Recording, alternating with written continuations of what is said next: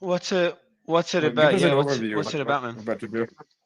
There's not much of an overview yet. I'm 4 tweets in, so I was. No, I'm trying to read through the actual emails too. So I think it's about Hamilton 68. It's something about Hamilton 68 because he had been reaching out to a bunch of people who are listed on there. Yeah, I mean it's about the Russian stuff again, but I don't know to what. It's Hamilton 68 is it's an intelligence organization. It's a think tank. Nice. I believe that's what it's about. So that's fascinating. I'm gonna put on headphones. Looks like the old Roth pushing back again, interestingly. Yeah, a man in a hard place.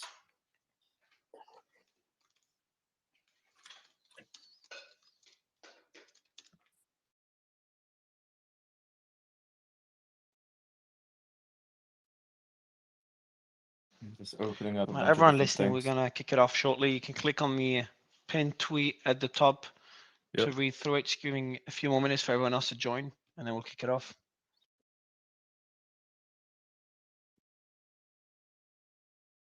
That's right.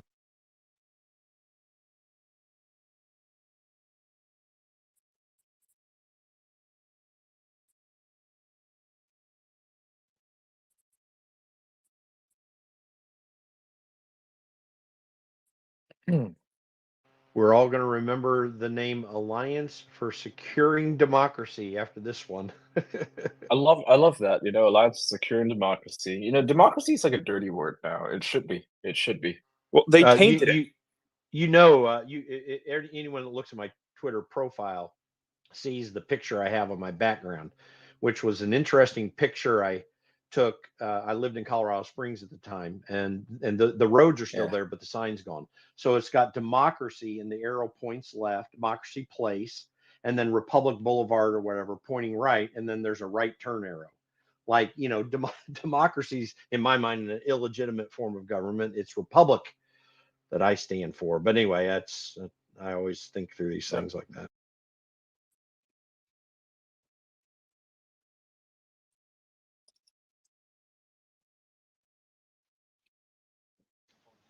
There's people DMing me for requests up. I don't see there any requests at all. Yeah, so if anyone wants to request up, just DM me and the team will be checking it. That's the best way to get up.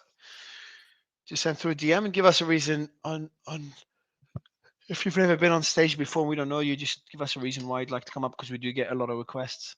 But I wasn't expecting a Twitter files drop for a while because the Fauci files will be next month. So I thought we are going to get a bit of a break. But Yep. But not. Apparently No not. rest for the wicked. Yep. Well, I don't know if you heard that, Catherine, but we literally woke Mario up. So there is literally no rest. That's why he's yawning. I literally called him. So who was called him? Ian was the first, and my team member Carlos was the second, and then Jim was the third. It's like one after the. I hang up on one, the other one comes in. Yeah, I tried to call you, so I think we all tried at the same time. Might be catching you or whatever, but yeah, Ian was quick. It's like hitting snooze. These guys don't snooze. I did get my first haircut. Like, finally had time for a haircut yesterday, and first time in literally 5 weeks. So I look like a human again. Mm-hmm. And the reason it's like we've all been stuck in our homes trying to. Yeah, but you guys are all in the US. I need another couple of weeks before I'm with you guys. So that means I'm trying to work your hours, living not in the US. That means I wake up at now it's what 10 p.m. So, yep. Mario, I lived that life when I was doing business in India. Like, is exactly the same thing. Oh, it's ridiculous. It's ridiculous. Yeah, I despise it. But at least I stay up till like I went to bed 2 p.m. So I get to see sunlight in the morning before going to bed. So I still get to see it, but not at the same time as everyone else in this country. How long do you want to give it? Ian, maybe another 1 minute, and then we kick it off. Give it a minute. Yeah, let's give it a minute.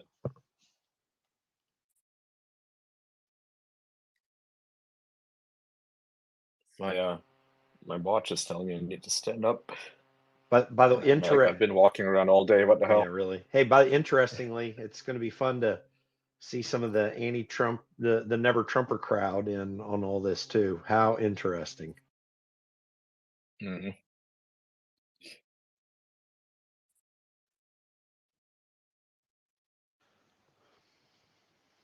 I think we've got a scheduled space today, by the way. We've got a space.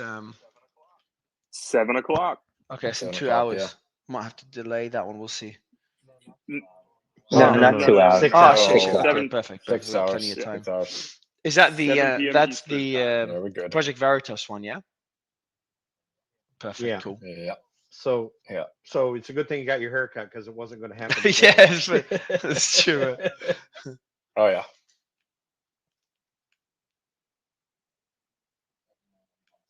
Let me know when you want to start. I'll have it open. Yeah, I think we're ready to go. So just for the audience members, I'm going to pin the newsletter above, so you could start subscribing to that.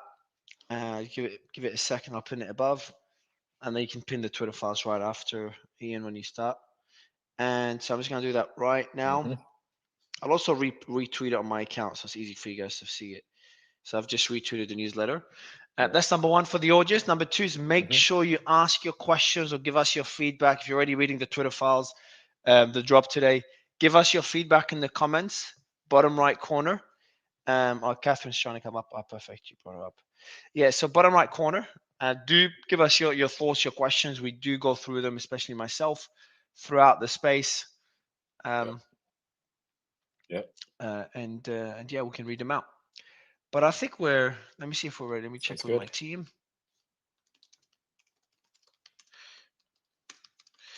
Let's see if everyone else is up and going. Man, you can almost call this the Mockingbird. What are we expecting Tom. from these files exactly? What's the drop on these ones? Hamilton 68. Hamilton 68. What's the context of that? I'm not familiar with that as much. They were the think tank that told Twitter. Well, they didn't tell Twitter. It's more like they told the media that they had found Russian operatives on Twitter. Thousands of them, but clearly it was a bunch of BS. Okay, so we're talking like cyber influence, interference, digital. Yeah. Stuff like that. Okay. Right. Yeah, they were the ones that gave the media, everybody was quoting them. The 2,800 Russian disinformation operatives on Twitter have been located, right? But there's no actual evidence. And so Matt Taibbi is going through them, and he has been doing this research at least for a couple of weeks now. To my knowledge, he's been asking around for Hamilton 68. Some people I know who are somewhat connected to the situation have briefed me on that.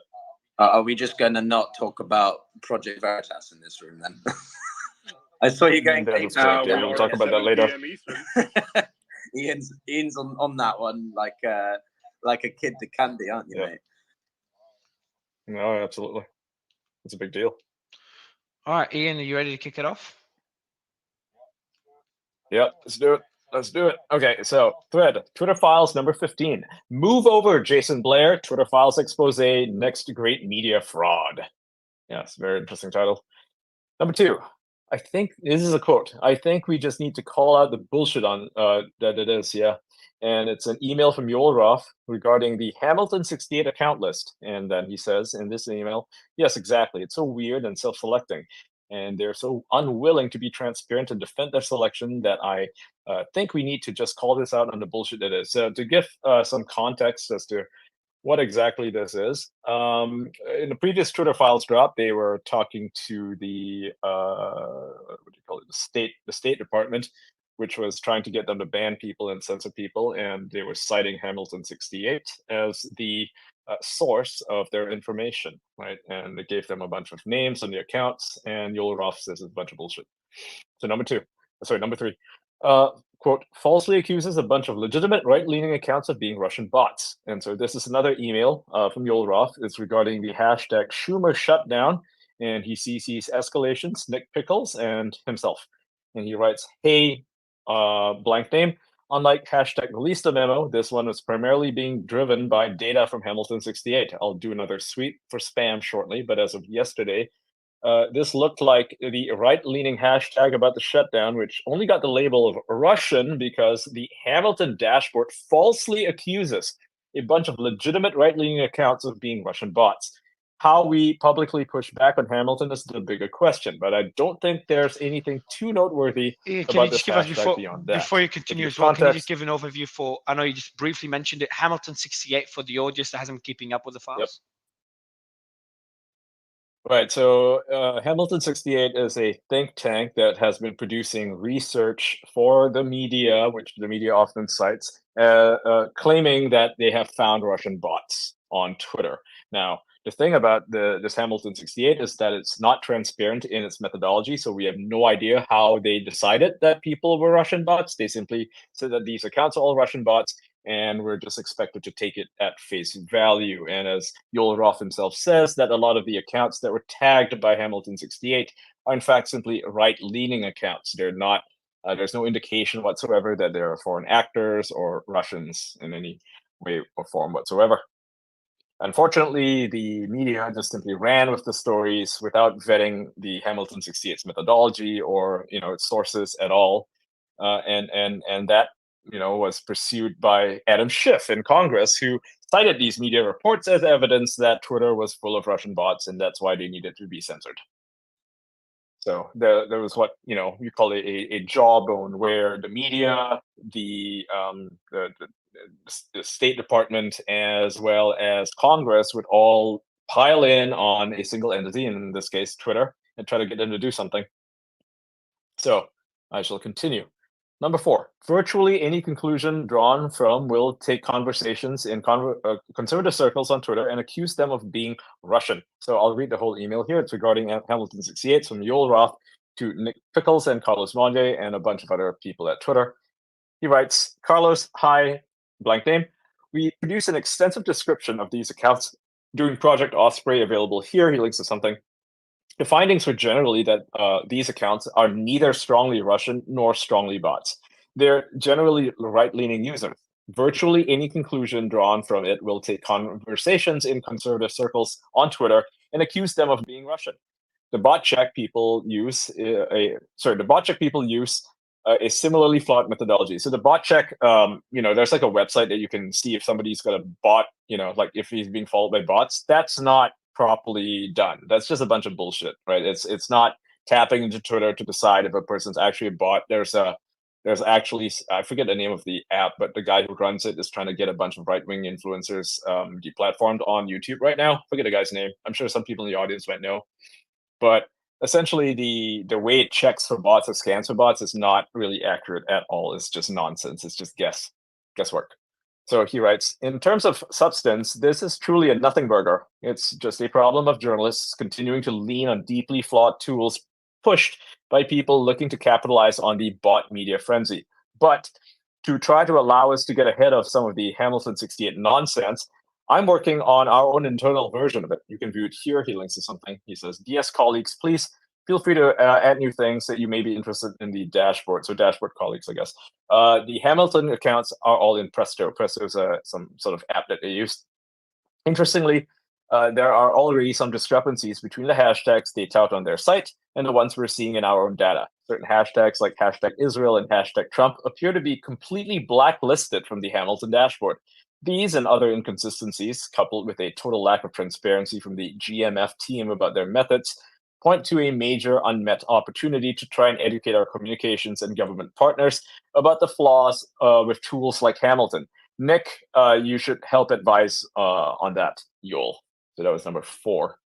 Number 5. These are all quotes by Twitter executives about Hamilton 68, a digital dashboard that claimed to track Russian influence and was the source of hundreds, if not thousands, of mainstream print and TV news stories in the Trump years. One of the articles is, this is from the Alliance for Securing Democracy. This is the GMF that he was referred to. And this is an article from August 2, 2017. The title is Hamilton 68, a new tool to track Russian disinformation on Twitter. So this is something that they're working on. The GMF is basically Hamilton 68, to my understanding. I might be mistaken, but I think that's the case. The Hamilton 68 is the name of the dashboard. It's made by the GMF. Yeah. So Matt writes, This is number 6. The dashboard was headed by a former FBI counterintelligence official and current MSNBC contributor, Clint Watts, and funded by a neoliberal think tank called the Alliance for Securing Democracy. Right. So yeah, that's exactly what I just said. Number 7.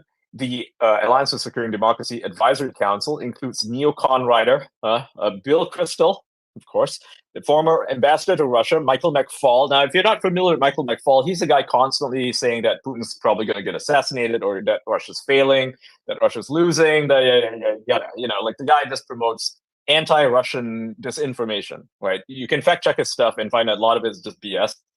And then there's ex-Hillary for American Chief John Podesta. Yes, that John Podesta. He's also part of this group, the Alliance for Securing Democracy, as well as the former. Sorry, you were saying something? Yeah, I was just going to say he was the former chairman of the Hillary Clinton campaign for president. That's right. Yeah, that sure John Podesta. Yep. And then the former heads or deputy heads of the CIA, NSA, and the Department of Homeland Security. I shall read their names: is Mike Chertoff, Tumas Ilves, David Kramer, so Bill Kristol, Michael McFaul, Michael Morell, Anna Palacio, and John Podesta. What number? That's, what number is this again? outlet? All right. Number 7. This is number 7. You can actually see the screenshot of all the people who are part of the advisory council for the ASD. That's the Alliance for Securing Democracy. They're the ones who produced Hamilton 68, which is a dashboard that purports to identify and locate Russian disinformation campaigns and agents on social media. Now, according to Twitter itself, Yoel Roth says that none of the people identified are actually Russian. They're simply right-wing accounts. So it's funny when somebody gets accused of being a Russian disorganization agent when they're literally just a Trump supporter or a DeSantis supporter. Strategically, that's a smart strategy. Create an organization, call it something sexy, and just start pointing fingers at Russian disinformation, putting Twitter in a tough spot to take action. Do you think they intentionally they knew that, were they just incompetent, or they knew that these were not Russian disinformation accounts? What's your opinion on this? I would say it's a combination of both. A lot of it is preconceived bias. So they kind of assume that any conservative who was promoting anti-woke talking points or pro-Trump talking points must have been a Russian, because there's no way any American supports this, right? That is basically the point of view of these people. And so therefore, I would suggest, I don't have evidence of this, but I would suggest that their methodology is completely flawed. They see somebody tweeting about Trump, they think, oh, he must be a Russian bot, because there's just no way he's an actual supporter of Trump. These people are nuts. Let's continue going through this. We're up to number 8, and I just want to welcome Tracy. It's been a while we haven't had you on stage, and I got Tracy Justin as well. All right, guys, let's keep going through this, and then we'll start discussing it. Go ahead, man. I'll continue. Yeah, it's long. Yeah, so number 8, news outlets for years cited Watts and Hamilton 68 when claiming Russian bots were amplifying an endless parade of social media causes, such as when people, conservatives are against the strikes in Syria. That was when Donald Trump attacked Syria. A lot of conservatives are opposed to it, right? Even supporters of Donald Trump are opposed to it. In support of Fox News host Laura Ingraham, weird, like, oh, she's fine. What? Okay. And the campaigns of both Donald Trump and Bernie Sanders. So you supported Bernie Sanders, you're a Russian bot, right? This is a Democrat talking point, that if you support either Donald Trump or Bernie Sanders, you must be a bad person. And they cite 4 articles here as an example. One from MSNBC, where it says, one tiny corner of the U.S. government pushes back against Russian disinformation. And then they write about some group called Polygraph, the part of the U.S. government to counter the Russian propaganda machine. You wonder what that is. Another article from the Washington Post, written by Amanda Erickson, reads, Russia-linked accounts are tweeting their support for embattled Fox News host Laura Ingraham. Why would Russia care about Laura Ingraham? I don't know. Political magazine writes, the Russian bots are coming. This bipartisan duo is on it. Jamie Fly and Laura Rosenberger crossed party lines to track the Kremlin propaganda campaign. Tweeters on the far right and far left aren't happy about it. It's typical. They lump everybody in together. You must be a Russian if you support Bernie. And another one from the Securing Democracy Dispatch is a special edition about the Mueller indictment. And of course, it cites the findings of Clint Watts, who is, of course, Hamilton 68. And they said that anyone who is criticizing Hillary and supporting Bernie Sanders or Trump must be a Russian bot. And that the Russians are behind any sort of pro-Bernie campaign or any kind of pro-Trump campaign. So number 9, Hamilton 68 was the source for stories claiming Russian bots pushed terms like deep state or hashtag. So you say the term deep state, oh, you're a Russian bot, right? So like Luis Mensch calls everybody a Russian bot. Or hashtags like hashtag fire McMaster, hashtag Schumer shutdown, hashtag walk away. So if we can get Brandon Straka in here, that'd be fantastic. He's the leader of the walk away campaign. He's a great guy. I'll message him. Yeah, I did too. Yeah, send him a message. Yeah, get him in here. Basically, they said that he was a Russian disinformation bot. That's very interesting. No, he's not, obviously. Hashtag release the memo, hashtag Alabama Senate race, and hashtag Parkland shooting, among many others. And he cites more articles here. One is a Fast Company, where it says, hashtag fire McMaster, not Damore. Twitter bots are thriving and they're more lethal than ever. That's from Fast Company. Another one is from CNN, where it says Russian bots are using hashtag walk away to try and wound the Democrats in midterms. Crazy stuff. Politico writes, Russia pushes more deep state hashtags. So you just talked about the deep state. Well, you're a Russian bot now. Mother Jones, yeah, even they fell for it, despite being on the left, far left, I would say. They're saying Russian propagandists are pushing for Roy Moore to win. So you supported Roy Moore against the Democrat? Well, you're a Russian bot. Sorry. Number 10. The secret ingredient to Hamilton 68's analytical method? Well, here's a list. Our analysis has linked 600 Twitter accounts to Russian influence activities online, was how the site put it at launch. And there's a screenshot of Hamilton 68 dashboard and how they did their work. So this is by J.M. Berger and Laura Rosenberger, who write that in the Federalist Papers, number 68, Alexander Hamilton wrote of protecting America's electoral process from foreign meddling. Today we face foreign interference of a type Hamilton could have scarcely have imagined. And Hamilton 68 Dashboard, a project with the Alliance for Securing Democracy and the German Marshall Fund for the United States, seeks to expose the effects of online influence networks and inform the public of themes and content being promoted to Americans through a near real-time look at Russian propaganda and disinformation efforts online. And one of the things that he has highlighted, it says here, the way they did it is like our analysis has linked 600 Twitter accounts to Russian influence activities online. They don't really go into much detail beyond that, besides showing like hashtag numbers. So number 11, Hamilton 68 never released any list, right? Despite claiming that the Russians are simply shut the accounts down. Like, so they have an excuse for everything. They'll say, oh, we can't really release a list. The Russians already shut it down. They're so smart. They're sneaky. They're ahead of us. All those reporters and TV personalities making claims about Russian bots never really knew what they were describing. So there's no actual names, right? They didn't actually name anybody. They just named a few hashtags. And so here's a screenshot from number 11, where he quotes an article where it says, for what it's worth, Rosenberg and Fly disclose their methodology on their website and say they can't reveal the list of 600 accounts they are following, or the Russians will simply shut them down. Other researchers of whom I've spoken say the tweets and messages found by Hamilton 68 certainly are consistent with what we've seen from Russian-linked accounts. Rosenberger, who spent years in the Obama White House and the State Department, laughs at the idea that she is a neocon plant. And though it's true that their advisory board contains both liberal Russia experts, like former Obama ambassador to Moscow, Mike McFaul, as well as a favorite Greenwald Betoit, the original neocon Bill Kristol. Goofy. Number 12. Twitter executives were in a unique position to recreate Hamilton's list, reverse engineering it from the site's requests for Twitter data. Concerned about the deluge of Hamilton-based news stories, they did so, and what they found shocked them. Okay, interesting. So here's an email that Yul Roth wrote. I found their API key, which is a mysterious art I can't quite describe. So he actually managed to hack them, kind of, like what they were using to trawl through Twitter's data. He figured it out. He's a smart guy. And he said, and I looked at all of which user IDs they were passing as parameters to the user timeline endpoint. So that's how he did it. And somebody asked him, says, curious, what's the methodology for reverse engineering the accounts?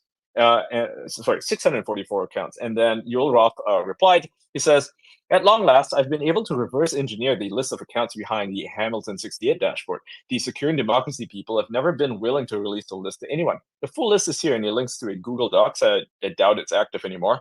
And then he gives a TLDR, which is too long, didn't read, quick explanation. Well, the dashboard includes 648 accounts as opposed to the 600 they claim, and the selection of accounts is bizarre and seemingly quite arbitrary.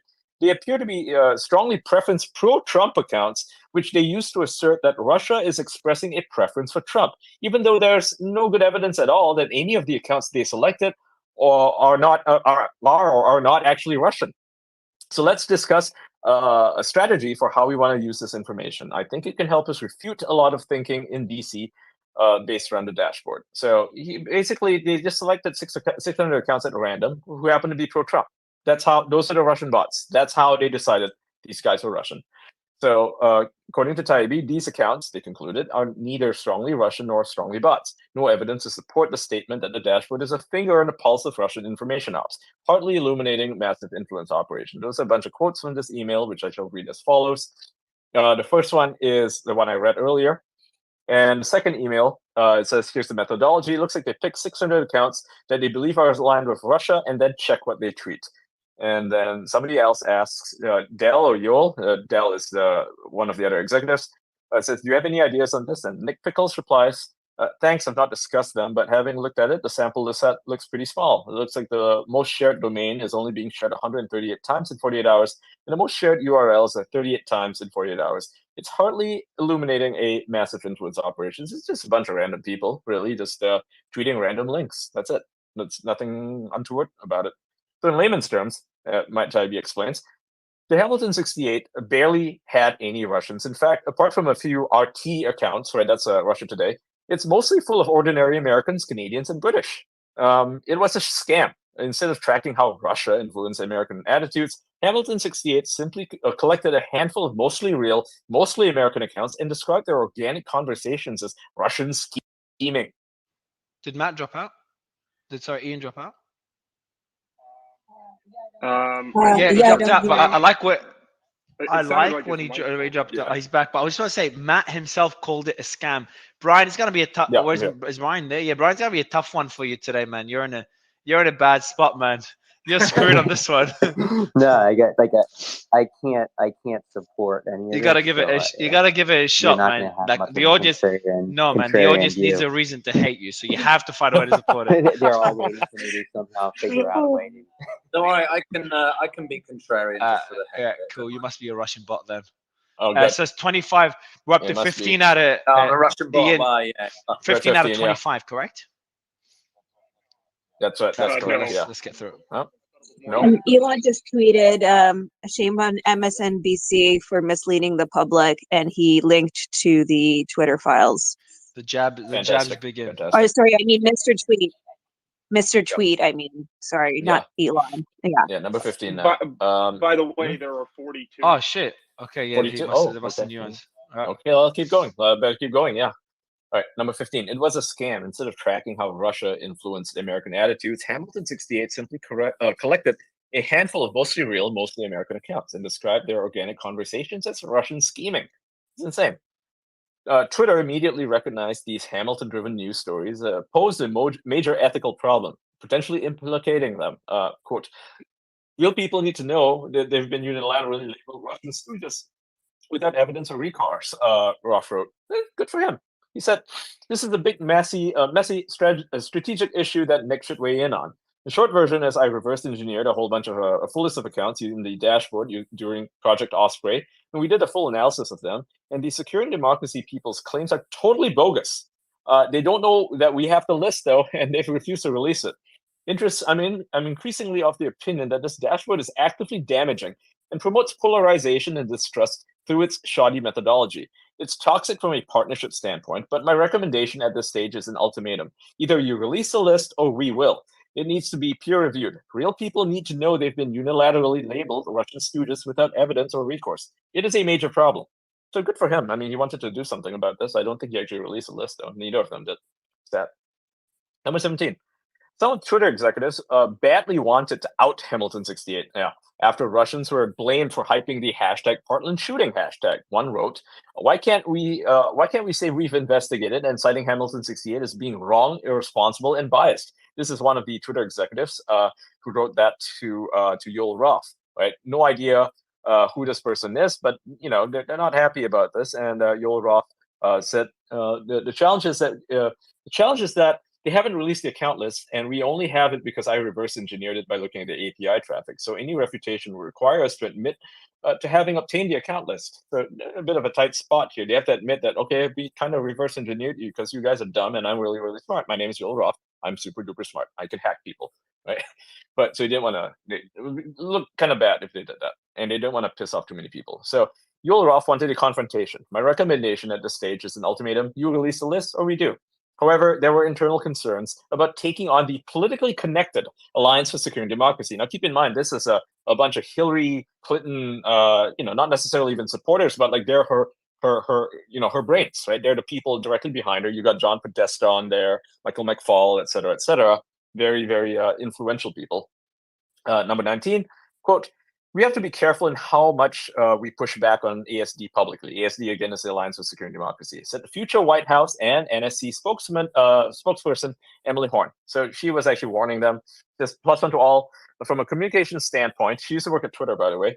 We're working extensively with reporters off the record and on background to explain the flaws in Hamilton 68's methodology without getting into the full knowledge of it, and to press them to encourage Hamilton 68 to be more transparent on their methodology. I don't think they were ever pushing back on any of it. They were just more than happy to promote the Russian disinformation narrative. So Carlos and others on policy have been pushing back similarly with congressional staff. Until we have our own comparable but high quality analysis to point to publicly, though, we have to be careful in how much we push back on the ASD publicly. Number 20. Quote, I've also been very frustrated in not calling out Hamilton 68 more publicly, but understand that we have to play a longer game here, wrote Carlos Monge, who is the future senior advisory to the Transportation Secretary, Pete Buttigieg. So, now he works at the White House, but back then he worked for Twitter. He was an executive. So number 21, Matt writes, so the legitimate people, as one Twitter executive called them, never found out they'd been used as fodder for mountains of news stories about Russian influence because the hashtag Twitter files contained a list. They've begun finding out. Oh, boom. So Matt Taibbi's got the list. Sweet. Awesome. Right. Nice. Number 22. I'm shocked, says Sonia Monsieur, who was as a child lived through a civil war in Lebanon. Supposedly in a free world, we have been watched at many levels by what we say online. This is somebody who responded to, I believe, to Matt Taibbi. Number 23. I've written a book about the U.S. Constitution, says Chicago-based lawyer Dave Chitokas. How I made a list is incredible to me. So this is one of the people on the list. I just named 2 people on the list. Another one here from another American. Is an Oregon native named Jacob Levitch.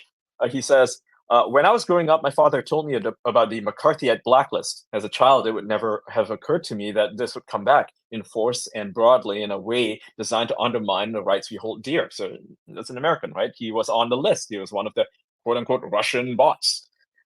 Even Twitter executives were stunned, and this is Matt writing again, even Twitter executives were stunned to read about who was on the list. Wrote policy chief Nick Pickles about the British comic Holborn Lols, right? Holborn Lols is a pretty popular British comedian. He jokes about stuff on Twitter. He's a wind-up merchant. I follow him, and I wouldn't say he's pro-Russian. Can't even remember him tweeting about Russia, says a bunch of people that were interviewed about Holborn, right? Holborn is unfortunately no longer with us. Number 26. I'm listed as a Russian bot, ? Said conservative media figure Dennis Michael Lynch. As a proud taxpaying citizen and a charitable family man and an honest son of a U.S. Marine, I deserve better. We all do. So this is a man, again, is a podcaster. He's on Newsmax. He's on Fox News. And he was cited as a Russian bot. They call him a Russian bot. He's not. Number 27. Consortium editor Joe Lauria was too angered to find out that he was on the list, which targeted voices across the spectrum.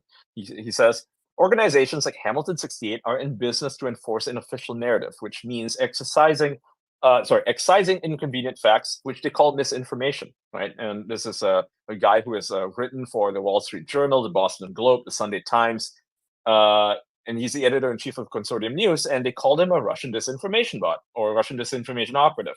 He's not. Number 28. What makes this an important story is the sheer scale of the news footprint left by Hamilton 68's digital McCarthyism.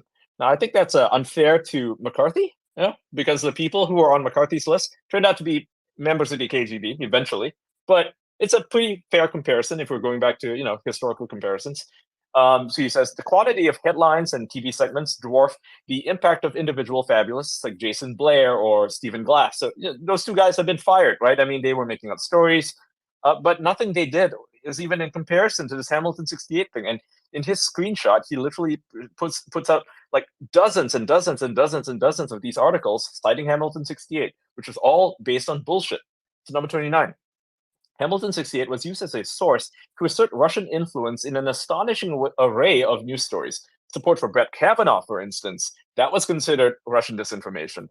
Supporting the release of Devin Nunes' memo, that was also Russian disinformation. Talking about the Parkland shooting, the manipulation of black voters, attacks on the Mueller investigation, all these things, all considered to be Russian disinformation. Complete nonsense.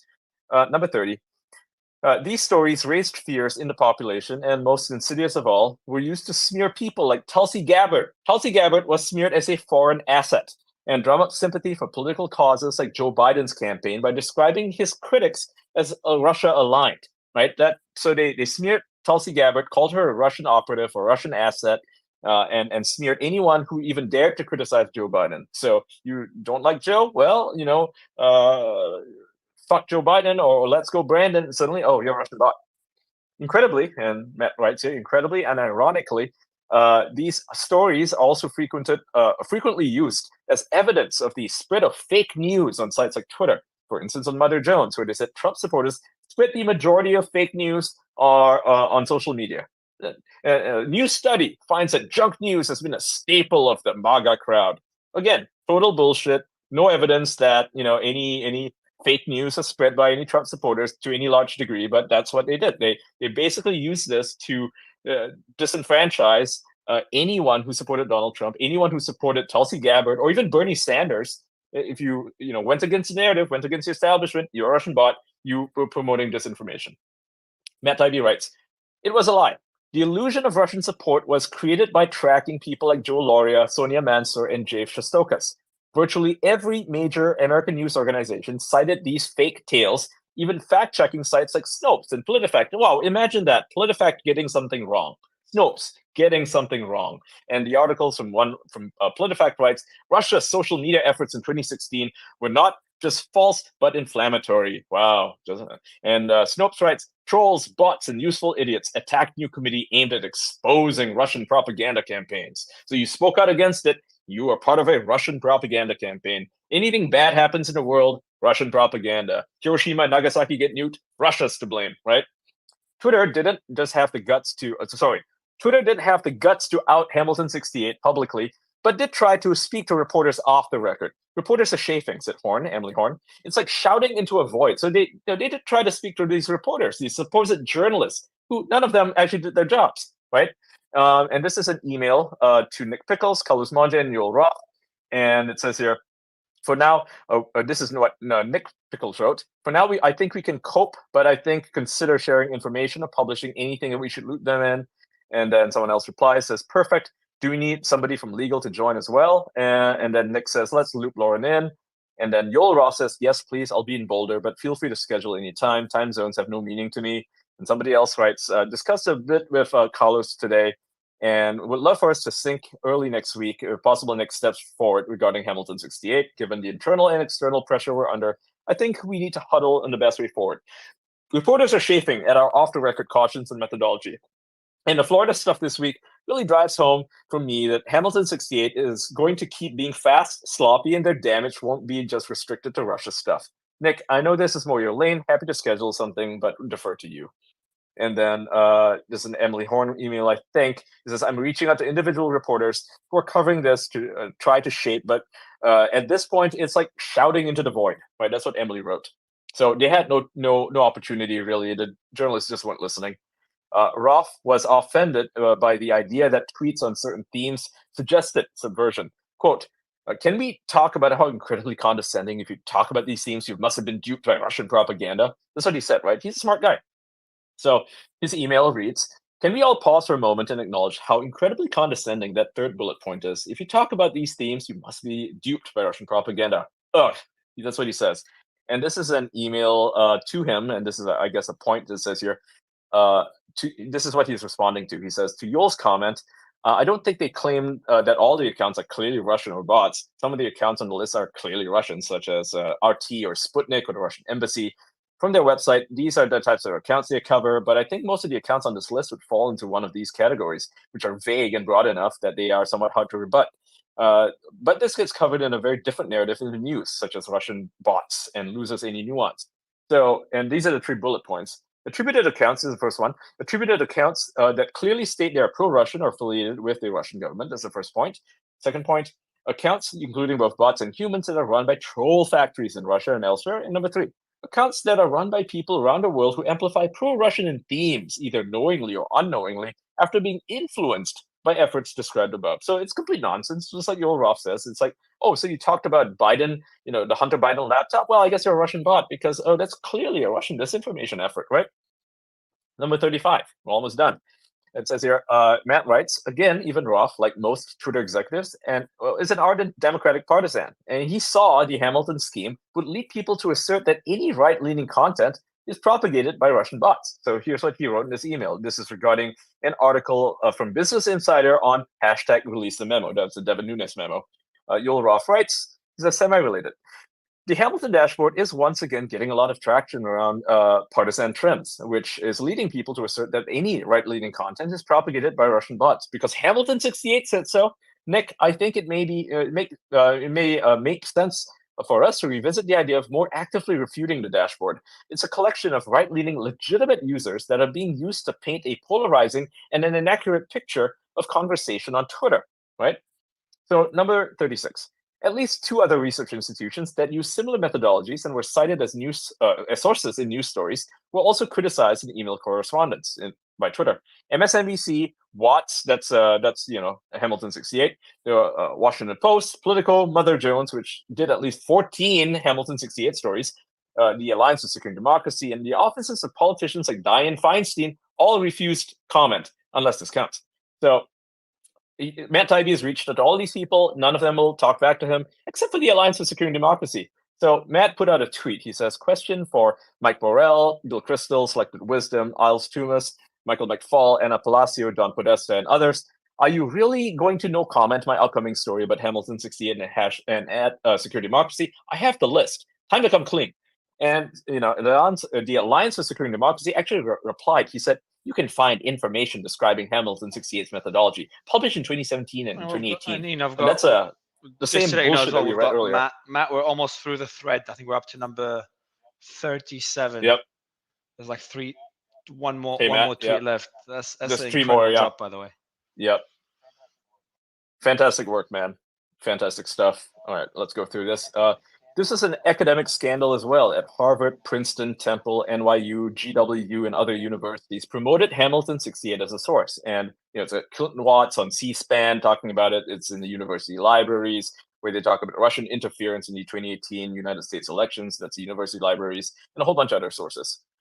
39 here. Perhaps most embarrassingly, elected officials promoted the website and invited Hamilton experts to testify. Dianne Feinstein, James Lankford, Richard Blumenthal, Adam Schiff, and Mark Warner were among the offenders. And so they actually cited this stupid group that promoted actual disinformation as experts. Number 40. The mix of digital McCarthyism and fraud did great damage to American politics and culture. News outlets that don't disavow these stories or still pay Hamilton vets as analysts should not be trusted. Every subscriber to those outlets to write to editors about the issue. They should write about them. They should, hey, go and complain to the New York Times, go and complain to Politico, go and complain to any of these websites that you pay a subscription fee to and tell them to stop citing these guys and become clean.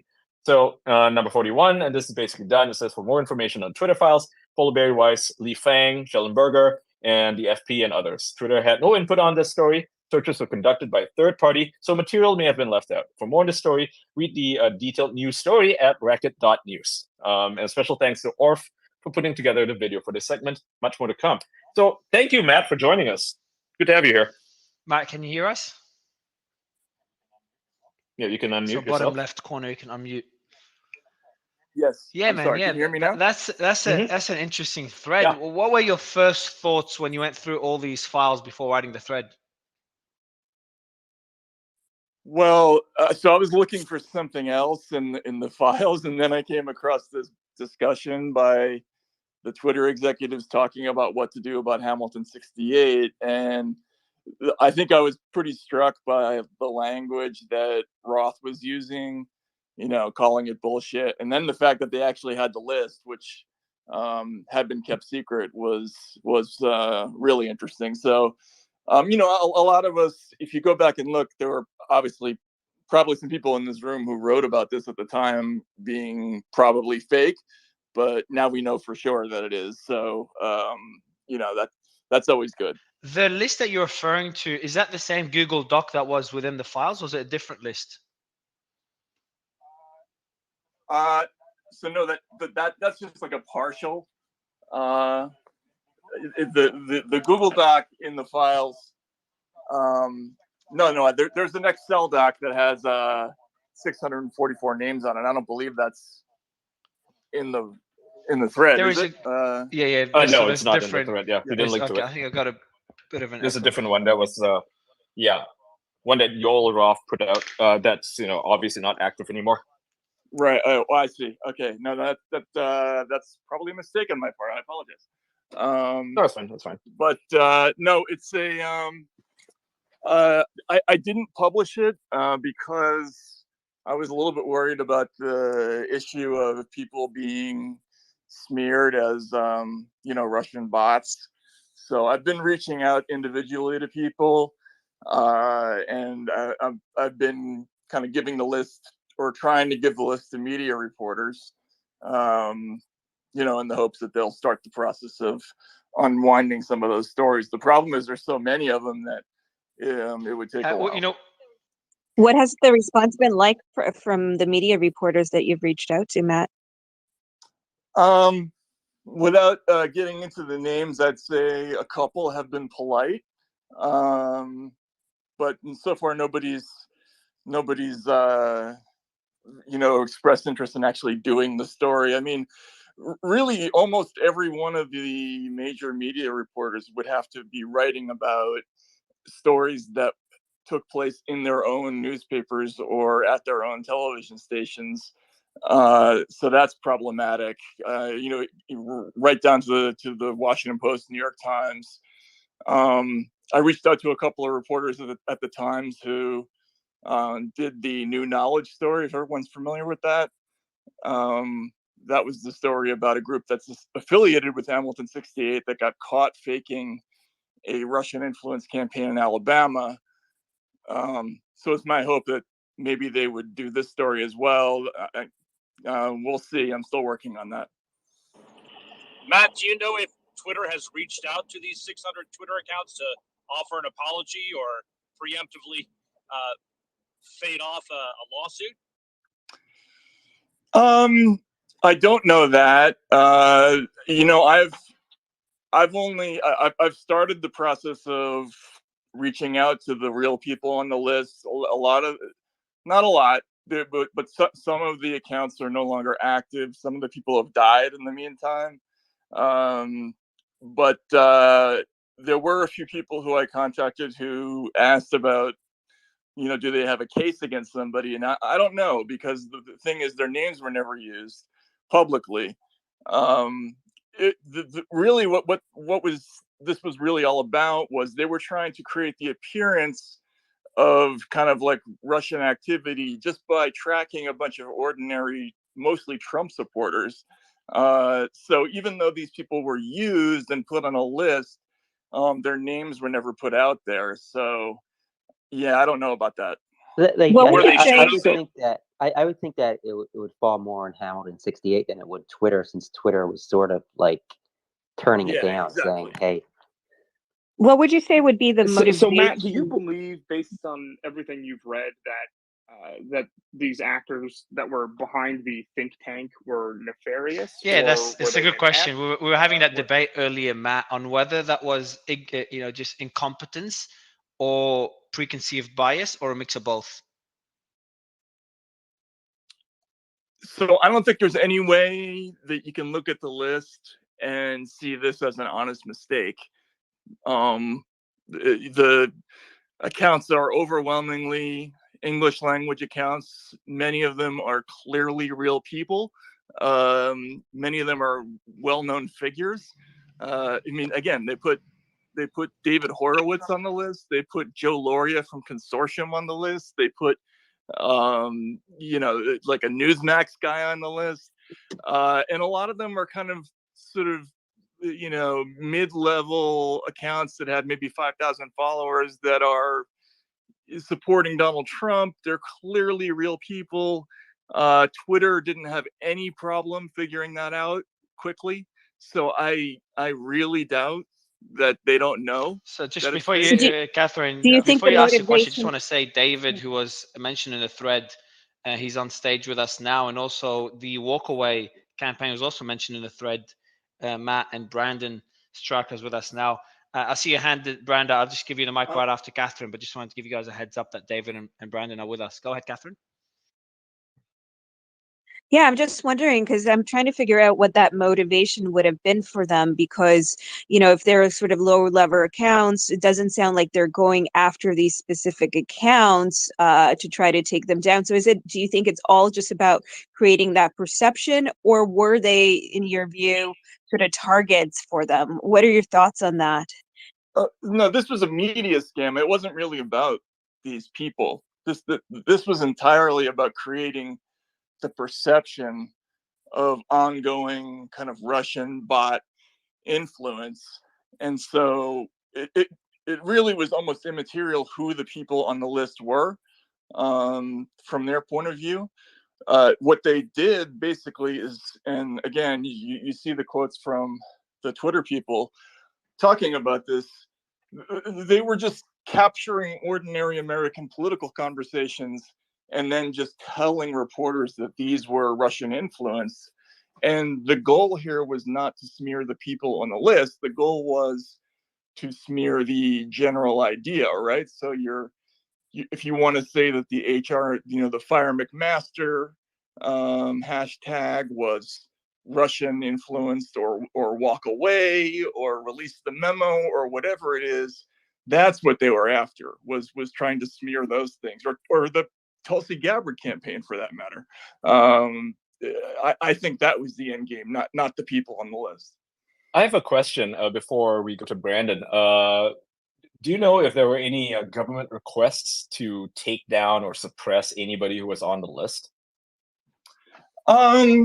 No. I mean, again, the list was pretty carefully guarded, and the only people who would have had access to it worked at Hamilton 68 or the Alliance for Securing Democracy and Twitter, right? So unless you were one of those entities, you probably didn't know who was on the list. And again, who was on the list was less important than how the list was used. It was really about creating all those news stories. So I don't think the government got involved in that aspect of it. Another question: do we have any sort of correspondence between journalists and Twitter regarding the Hamilton 68 dashboard and their reporting on it? We do. There are some. There are a couple of, actually more than a few, emails from reporters many of them who ended up doing stories.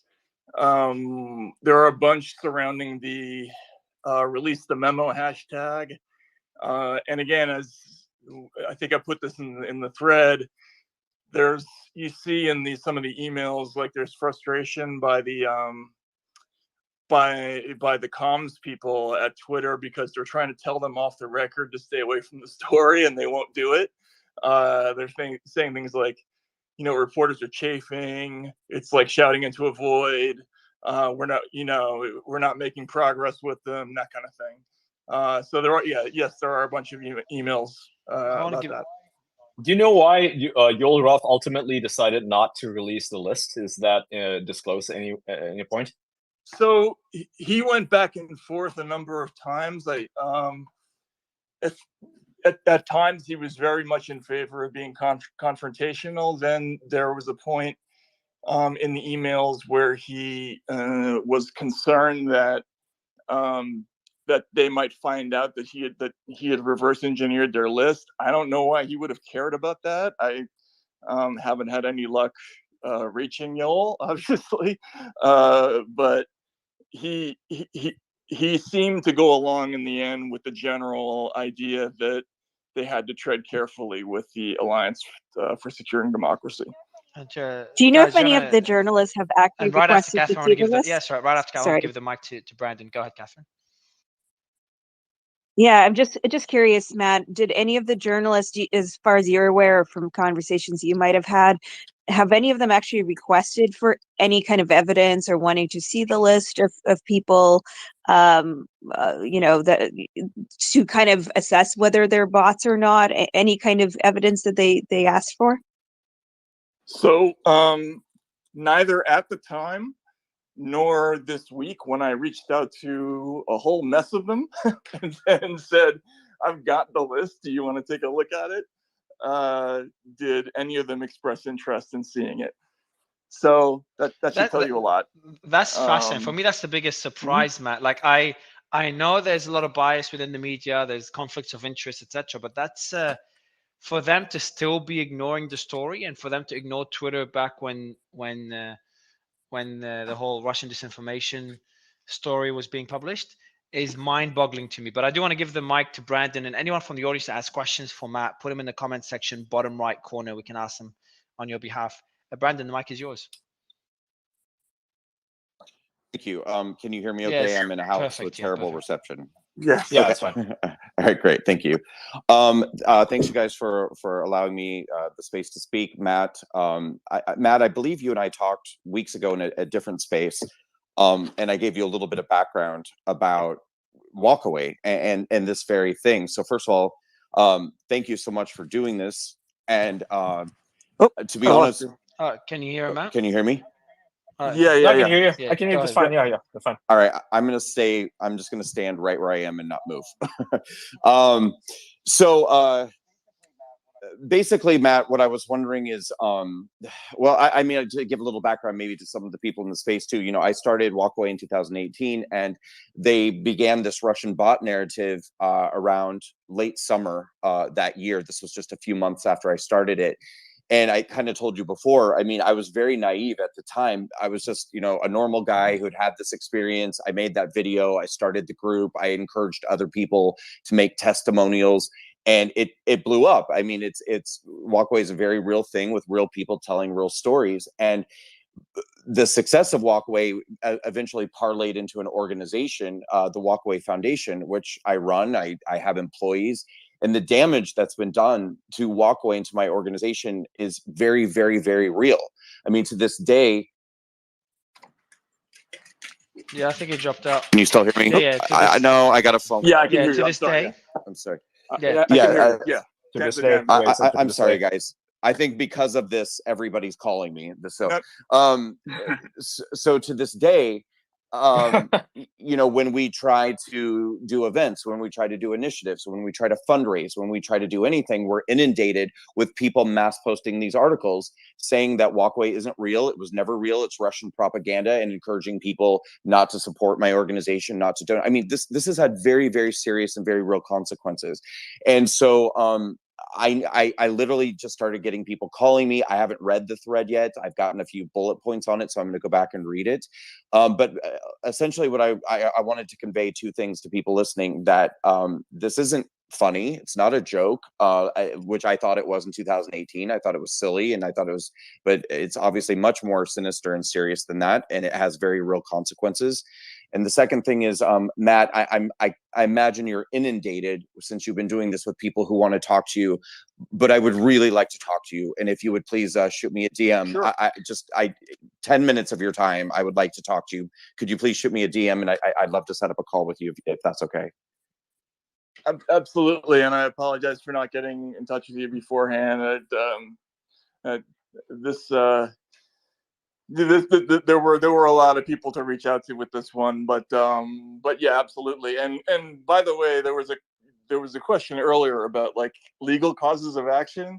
So like your case is an area where you might start thinking about injury, right? Because it probably hurt your political organization. It probably injured your reputation. But I don't know who the party would be. It might be the journalist, right? I saw there were a number of newspapers and online outlets that wrote about Walkaway in this way. And sometimes it was a racial thing. Like I think the Atlanta Journal-Constitution wrote something very strange about Walkaway. So yeah, it's not funny. It's very serious, and I'm sorry that happened to you. And you know, there's a lot of stories like yours, unfortunately. I want to give the mic to Brian. By the way, we've invited Tulsi Gabbard as well. Her team is trying to reach her to get her to come onto the space. Hello? Yeah, can you hear us, Matt? Yeah. I don't know if Matt, hold on. Let me see if Matt, can you hear me, Matt, or no? No, he can't hear me. Go ahead, Brian. Yeah, I was just going to ask Matt a question. Well, can we make sure? if Can you Matt hear anybody? Matt, can you hear him speaking? Oh yeah, he can. Yeah, he can hear everyone except myself. So yeah, go ahead, Brian. Yeah, so thanks for being here, Matt. I just had like two questions. One of them is, do you see this list from Hamilton 68 as a list of people that were knowingly connected, that Hamilton 68 says were knowingly connected to Russian intelligence, or possibly unknowingly? Because I feel that could make a difference in the way that these people feel, because somebody could be posting things that Hamilton 68 thought was considered Russian propaganda without actually being connected to the Russians. Because everything I've seen says that Hamilton 2.0 is a list of people knowingly and unknowingly connected.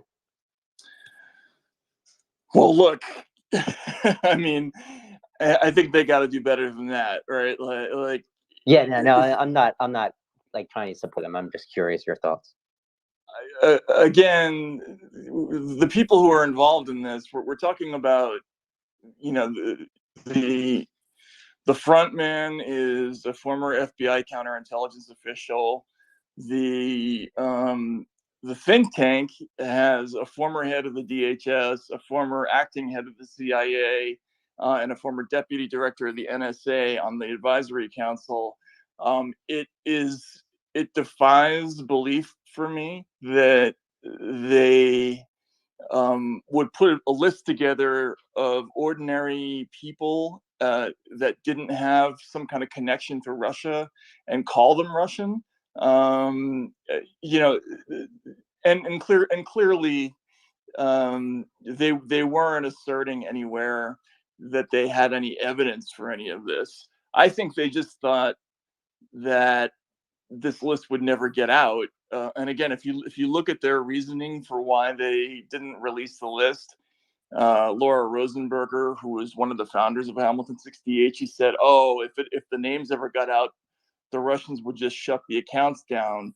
Well, you know, you can go ask Joe Loria or Dennis Michael Lynch or any of these other people if they're going to shut their accounts down now, right? I mean, they're clearly not Russian-controlled accounts.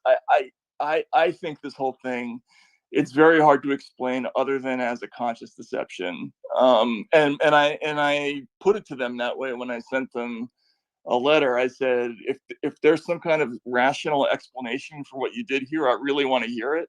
And they refused to answer. That one is first. Can you hear me now, Matt, or still no? Yeah, he can. Can I make a comment? Yeah, go ahead, David. Go ahead. Yeah, just quickly, because I've got a couple other things to do. But I was mentioning, Brandon was mentioning what damage it was, and it was only days ago that I talked to Matt about this. But I've got a website that's actually devoted to the Constitution of the United States, and I've written a couple of books, one about the Constitution, one about the Declaration of Independence.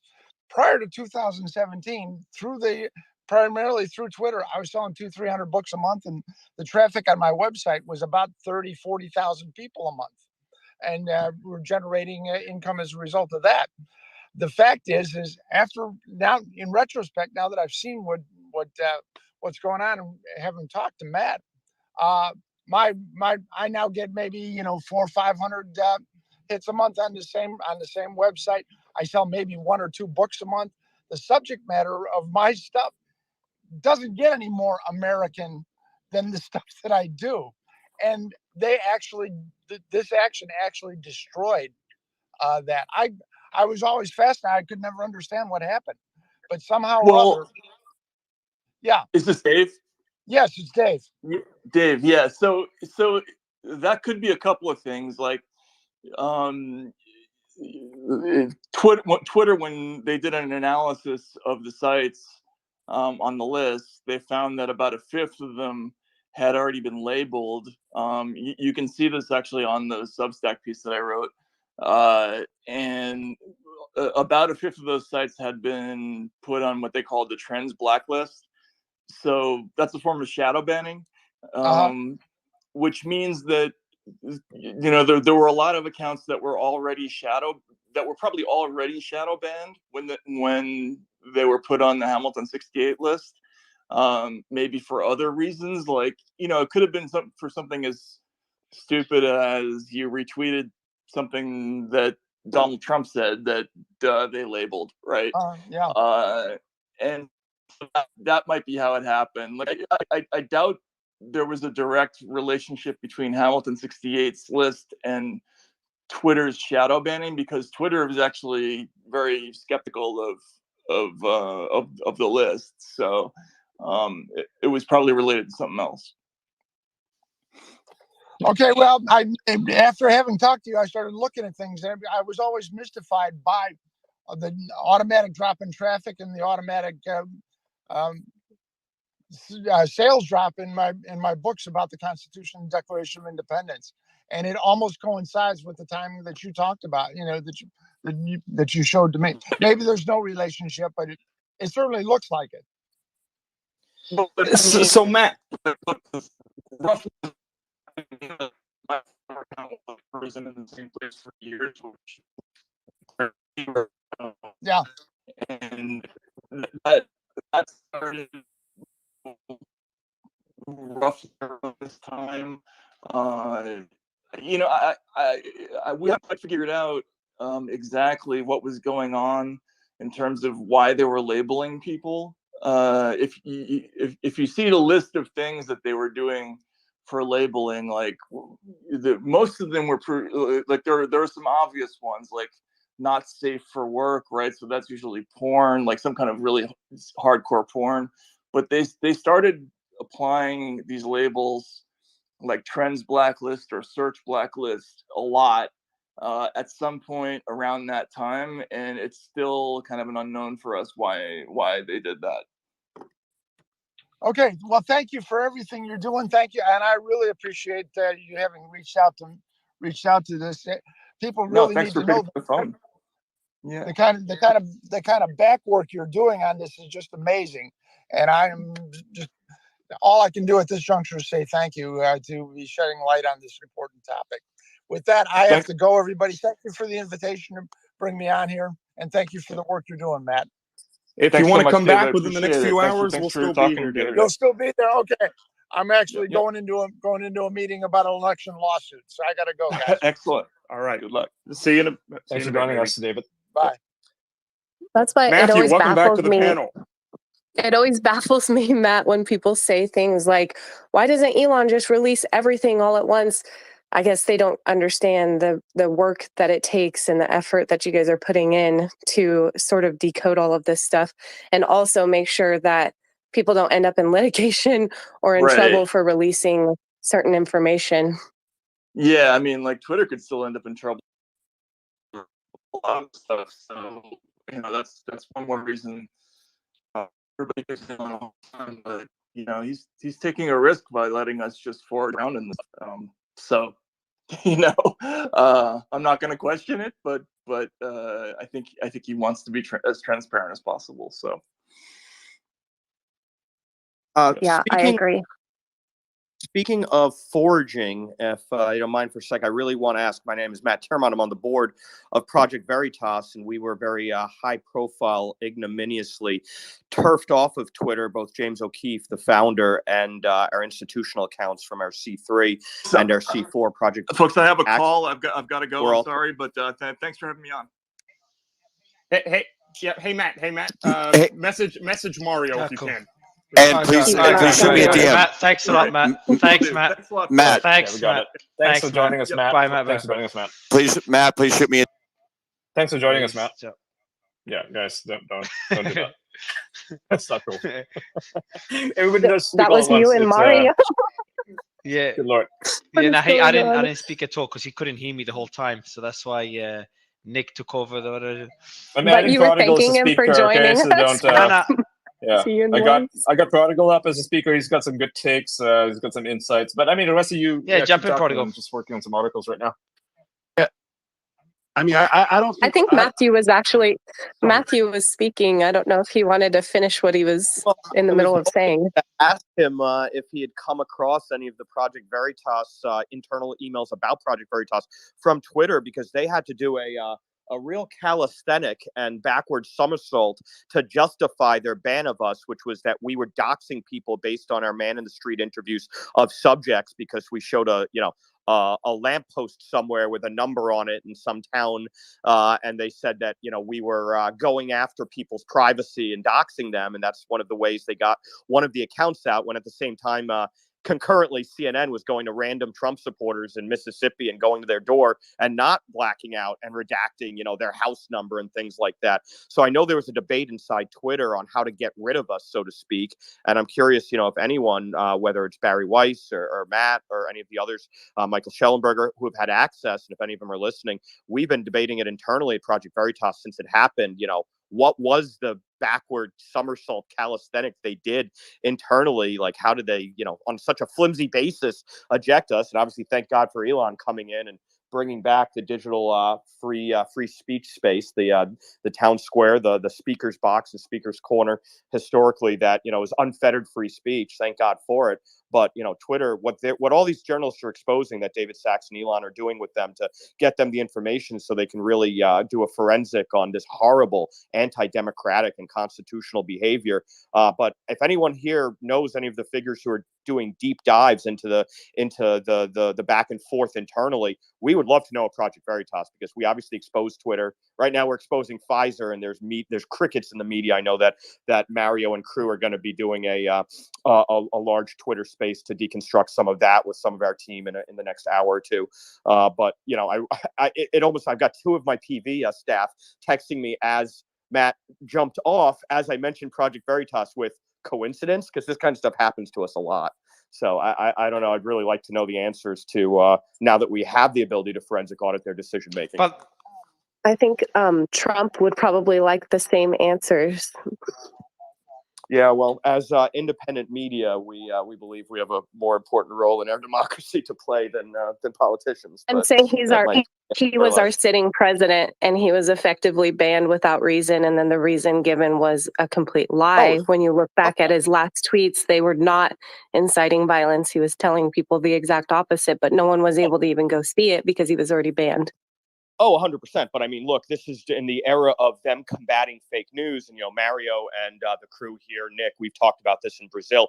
They'll use that as an excuse and a cudgel to censor their opposition because they want to deplatform. And if we're actually terrorists, which, by the way, is the new buzzword, the Soviets called everyone subversives that they had to silence. But if we're actually terrorists, then they have a moral high ground, right? They have the moral imperative to silence us. So, I mean, they've been using this fallaciousness over and over. Steve Cortez, close friend of mine, did an amazing deconstruction of the Charlottesville hoax, and Prager did a whole video, and Steve wrote it up in Real Clear. And I urge people to read, the spinning of a fallacious interpretation so as to justify Matt, if possible, because this is about the Russia thing. I just want to focus on one thing that I think is left out in this discussion.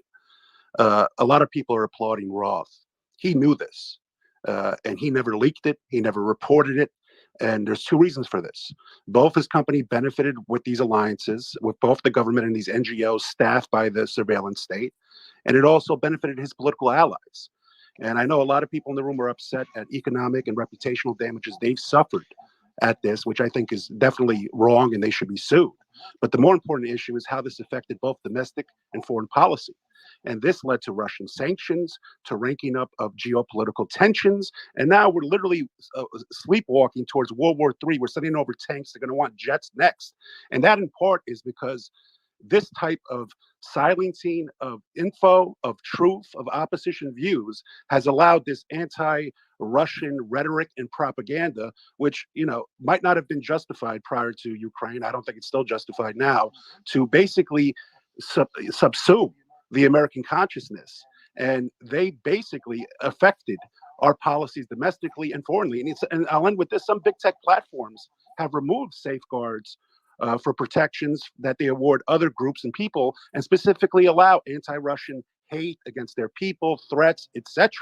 And like I said, Roth to me does not get a pass. He knew this. He researched it. He could have leaked it. Even if he didn't want to do it to certain media organizations, I'm sure The Intercept or maybe even The Guardian or The Independent, if he didn't want to touch anybody who was considered right wing, would have done anything. But he didn't because he benefited from it. And, you know, he doesn't get a pass. Well, let's just put a cherry on top of that point, because what's really at stake here, even though, you know, we've had Operation Mockingbird and other attempts for the federal government to get involved in what's being told about in the media, and ostensibly back then they were doing it to really tamp down real what they thought was Russian propaganda. That attempt has been there. There's not this desire anymore in the federal government and the actors that we're seeing involved in what we're finding out on the Twitter files there's no patriotic motivation anymore. It's not like, okay, we want to protect the country, and yeah, this seems a little odd to do it this way, but you know, we're just really concerned because we want to protect the that idea and attitude doesn't exist anymore. We are now in a new age here in the United States where there are very real attempts to adjust entirely the whole narrative of what's being talked about. And with social media, this is really the first time in American history where you can put the steroids on that effort. It kind of existed since we had 3 networks and limited newspapers in the 70s and 80s. Now everybody's connected to it, and they can do it to everyone all at once when they have control of these platforms. That's a huge, huge change in American history. We're seeing this play out in other countries, but man, is it playing out here for the first time. And that's why it's so important that we really isolate and talk about this stuff. I would like to propose a theory to try to account for Hamilton 68 and who they are and what they are and what they're doing. So just following a few breadcrumbs and putting this together with some of the information that we've gotten on Discovery Missouri v. Biden, it seems to me that Hamilton 68 is not just a left-leaning nonprofit with some powerful liberals or neocons on their board, but this whole thing strikes me as a propaganda operation coordinated and executed at the level that only intelligence agencies are capable of doing. Oh, I mean, And the Hamilton so- 68 is made up of all these guys, so the former CIA, former DIA, former Just so. DHS. Yeah. Just so. So this new merger of state and corporate power and these quote unquote public-private partnerships that we've seen at work, basically enhancing and protecting the power of unelected bureaucrats at our federal agencies. We saw it at work during the pandemic. We're seeing it play out here as well. I think Hamilton 68 is nothing but an extension of the intelligence agencies into the private sphere in order to advance their own interests. I mean, if you look at the people that they targeted people who were sufficiently influential that knocking them around a bit could create a story, but not sufficiently powerful or wealthy enough to challenge either Hamilton 68 if they were discovered to be behind the feeding of information to Twitter, or much less challenge the social media companies themselves in any meaningful way, legally or in terms of public influence, just telling the story of what happened to them. And so this has all of the fingerprints of a sort of 5th generation propaganda campaign as gamed out and perfected by the CIA and the National Security Agency and the other administrative state/deep state actors who have literally been perfecting this kind of mass propaganda for decades and learning how to, and they seem to have perfected this with the social media companies starting probably around 2017, 2018, and basically figured out the whole game by 2019, 2020. And so while I can't prove that hypothesis, I would like to put it forward as the interpretive hypothesis that seems to account for, in my opinion, it seems to account best for the data that we have on hand. I'm willing to be persuaded out of that interpretation, certainly. I'm sort of at the preponderance of evidence and not the beyond reasonable doubt stage of believing my own theory. But I'd like to just throw it in the mix for discussion. Yeah, so I was just gonna say, like I don't at all agree with them releasing names of Americans who obviously were not bots, were not directly connected to Russian disinformation campaigns, were not directly connected to overseas operations.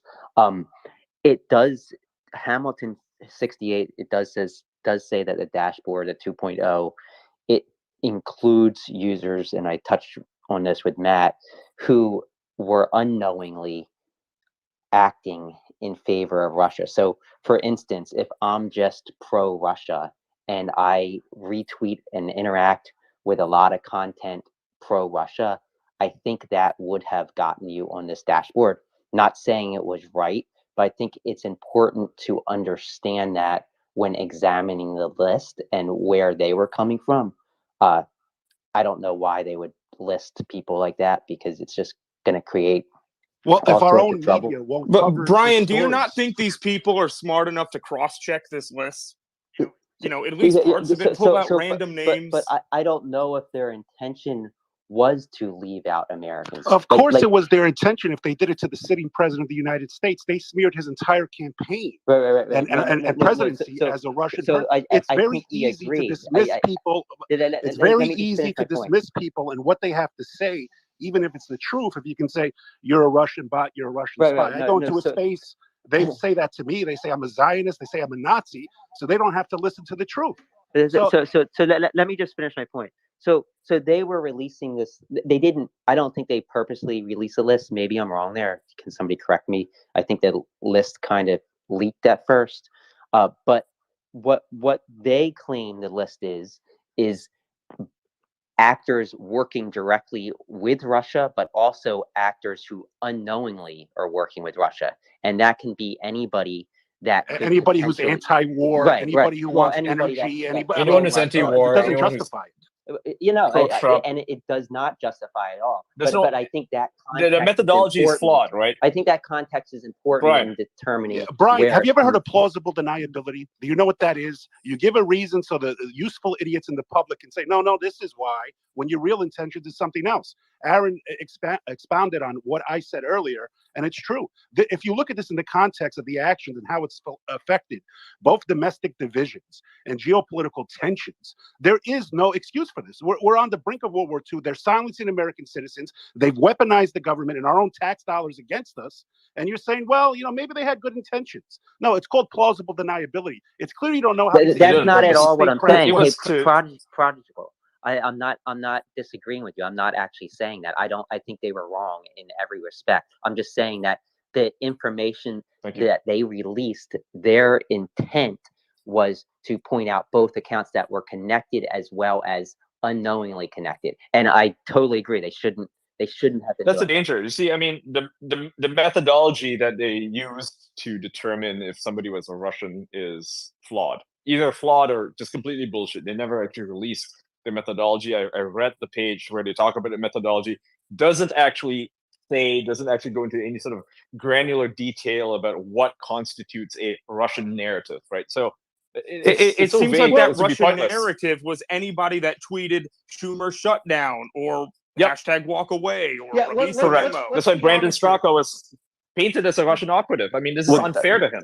Yeah, exactly right. Honest here. This is entirely a Russian narrative. Is any narrative that goes against what they perceived as the Democrat or progressive way of thinking. I mean, let's just be honest about it. It was entirely about that. Was never about. Well, let's be fair. Lindsey Lindsey Graham loves the Russian war too, right? This is the military-industrial complex. This is a surveillance state.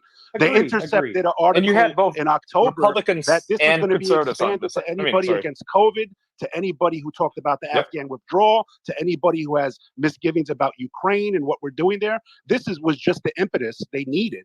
And they made sure, just like everything else, plausible deniability, go against anybody who can get the truth out, because who's going to be able to afford to fight a preliminary injunction, appeal it in states courts, appeal it to the Supreme Court? You're talking about millions and millions of dollars. This is a concerted effort. These aren't stupid people, right? These are some of the most smartest, well-educated people trained in the way of statecraft and how the government agencies and our lawfare works. And this was done on purpose to say, no, these people are much smarter than almost a lot of people on the stage, including myself. They know what they're doing. They just count on the stupidity. I need to jump in for a second. I really take issue too with what Brian said about, well, you know, that maybe they just, you know, it's people who unknowingly were associating with Russia. If you don't know something, you ask. No one ever contacted me and said, look, are you aware that you're engaging or that you're spreading this Brandon, misinformation? I don't disagree at all. No one I'm not arguing that. I'm just saying that's what I they're understand, doing. but you're kind of giving this impression like, oh, it was just sort of like it's innocent. They just sort of accidentally, you know, put out No, some I don't think it was an misinformation. accident. I think that they used data, flawed data, most likely to find this information. And I'm not supporting. But why would what they not did. ask if it's such a threat? I don't think it's if flawed. It, I think that it's flawed on purpose. It's So flawed by quick, design. quick question. Well, but if there's a legitimate threat, if there's Sorry, I muted everyone, but I saw Brandon was speaking by himself. Sorry, Brandon, go ahead. No, everybody's speaking. Go ahead, Brandon. No, I was just saying that. Thank you. If there's a legitimate threat or a legitimate risk, if we're talking about like a security risk, why are they putting out these lists? Why are they doing all this without even contacting the people who are on the list? That's bizarre to me. Why would you not contact me and say, hey, what is your relationship with Russia? I have a question here. So, Brandon, I think that I don't know, like, because no social media platform contacts anyone they suspend. But then again, branding someone as a Russian operative, did they use flawed? What did Twitter reach out to Hamilton, Ian, through the files? And what was the response they got? And what was the response they got? A Stonewall. So that's the question I would have, Brian. Like, Brandon has a Russian name, so this is, I'm joking, Brandon. But like, Brian, if they reached out to Twitter, did not respond to them. Sorry, Twitter reached out to Hamilton. Hamilton team didn't respond. How can you say that was accidental? If the social media platform, like the social media platform will know their algorithm the best. And they're reaching out and they're saying, I'm guessing, Ian, correct me if I'm wrong, but they're saying, because I had the same thought process as you, Brian. Like, I went through that whole thought process throughout the file drop. And if they reached out to Hamilton and Hamilton ignored them, and this is the platform that runs the algorithm, Hamilton, it should be the other way around. Hamilton should be reaching out to Twitter to say, hey, this is the information we have. Can you verify it before disclosing it to the media? Yeah, no, what do you think? I agree. I'm not saying that what Hamilton did was right. I'm just saying that it's important to understand the context of what the list was, because people were claiming that the media was reporting that this list was all Russian bots, and I don't think they were reporting that. They were reporting that this list were users connected. They're counting on the media to be imprecise. They're counting on the media to be imprecise Exactly, I agree. by saying that everybody on this list is one of three different things. One, they're 100% Russian, which is confirmed, like people who work for the Russian embassy who are on this list. But this list did not differentiate those actual Russian accounts, government accounts, for instance, with Americans who were just simply tweeting stuff. So it is unnecessary for them to even do that, right? Because ideally they would do that, but they didn't do that on purpose. So that way they could just say, hey, 600 accounts, all Russian, right? And the media doesn't even ask who these accounts are. They just say, oh yeah, they're all Russian. Yeah, and like Mario said, I think the responsible way to deal with it is, hey, reach out to Twitter. Say, hey, these are accounts that we think are connected to Russia in some way or other, whatever their data shows. Share that data with Twitter and then see what Twitter says. And they should have done that. I agree with Matt Taibbi, right? I agree with Matt Taibbi. This is not so much a Hamilton 68 issue, which, obviously they're going to be a very politicized think tank. They are there for a specific purpose, which is to discredit any conservative, right? It's a media issue. The media should have done their job to ask questions. Okay. They should have contacted Hamilton 68 and say, hey, can you verify all these people? Can you tell us who's actually on the list and what your methodology is? None of them wanted to do it, right? That's why Matt Taibbi has been reaching out for all these journalists or all of them who wrote these articles. None of them have contacted him See, back. the media gets around it That by doesn't sink in. Hamilton, the media but gets listen, around Hold it on, by hold on, guys. Hold on, explaining. hold on. Also, this Aaron, is just before you go, Brian, what's your thoughts on the media side? I want to see if there's good defense there. Yeah, so I think the media gets around it, and I'm not saying this is right, by just quoting what Hamilton says. So they quote, according to Hamilton, it says this and this and this, But why and then they didn't can run with the but why story, didn't they not have to why be didn't they accountable. react to Twitter reaching out to them? Because they kept, I'm guessing they kept publishing the stories even after Twitter reached out and says, hey, this is inaccurate. Yeah, Is it just that's this, is it Yeah. the mix of the No, I'll give you two reasons. I'll give you two reasons. Two reasons, Mario. Reason number one, they're fucking lazy. Journalists are fucking lazy. As a rule, journalists are fucking lazy motherfuckers who would use ChatGPT to write their articles if they could. Okay, that's reason number one. Reason number two, it supported a narrative. The Russian disinformation narrative was strong. It was what was bringing them clicks. It's what CNN was been banking on for years and years and years since Trump was elected. Even before he was elected, they were saying Russians were influencing the election. So they were more than happy to perpetuate this. And furthermore, if they went against it, then they would have to basically say, hey, we were wrong about Trump. They don't want to do that because all their careers are on the line. Their credibility is on the line. So they got to perpetuate the narrative in order to preserve their own credibility. And they're lazy. And by the way, reason number there's six. one thing we're not talking reason about number six. or seeing. Listen, We're not seeing immediately in what we just saw today. We didn't find out what's the connection with Facebook and Google and what they were doing at the same time. So you'll notice that they're having to push and claw at Twitter to do things. And I mean, I'm not trying to make Yoel Roth out to be some hero, but what's interesting is they hadn't built this in to their system in the way Hamilton 68 wanted. And what that leaves the question for is how ingrained and maybe even participatory was Facebook or Google in what Hamilton 68 was doing. Listen, the overall narrative here was their system was not flawed in the least. Their system was precise, I believe. It was designed to be that way.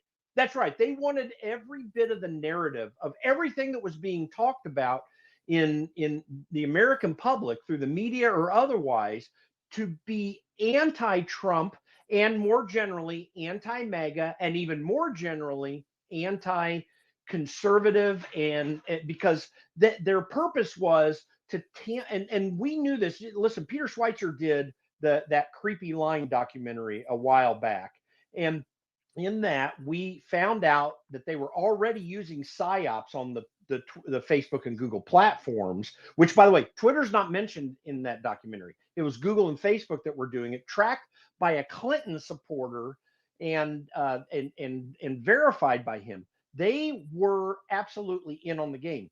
That game expanded as we are finding out here. The purpose is to change the entire paradigm of what mattered, to also make certain things, you talk about conspiracy theories, to make certain things look like conspiracy theories that weren't, so that they could take the upper hand in the dialogue. That's what's going on here. And that's the thing that hopefully we can find more out about. But this is really scary. I'm really concerned.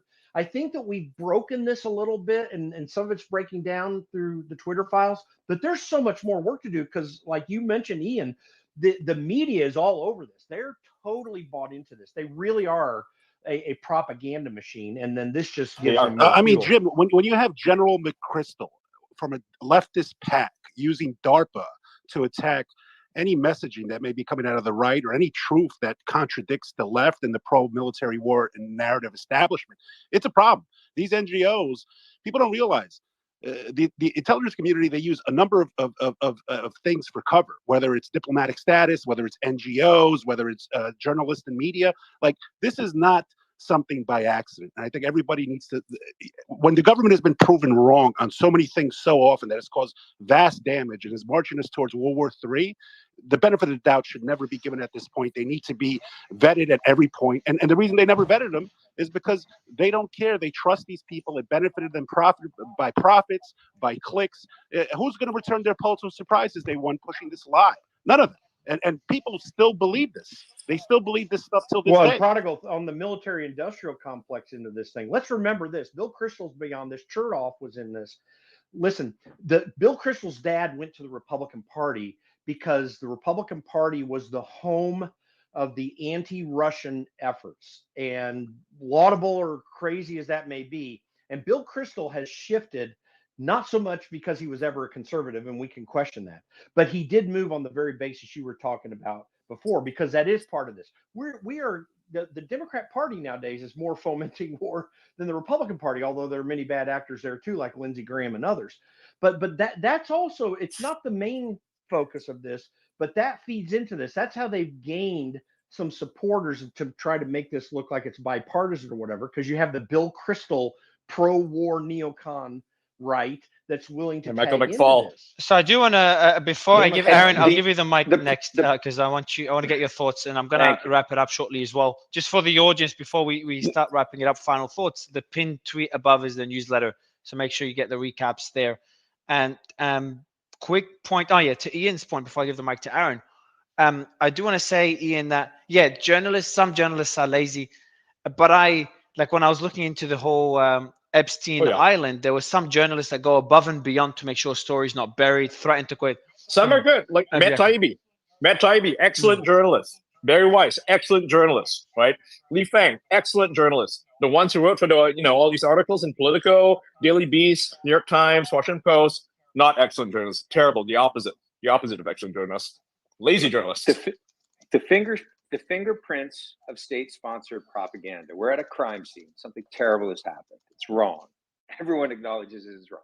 The fingerprints of state-sponsored propaganda are at the crime scene, because how does that operate? It operates by flooding the zone. In other words, you don't design one or two falsehoods that are exquisitely crafted to be really hard to figure out and really hard to, falsify. No, you come up with thousands of falsehoods, any one of which could be easily discovered to be a falsehood if only someone would have taken the time to check. So the lie that all of these accounts were bots, that could easily, by any competent, not just journalist, but any competent ordinary person, could have been falsified.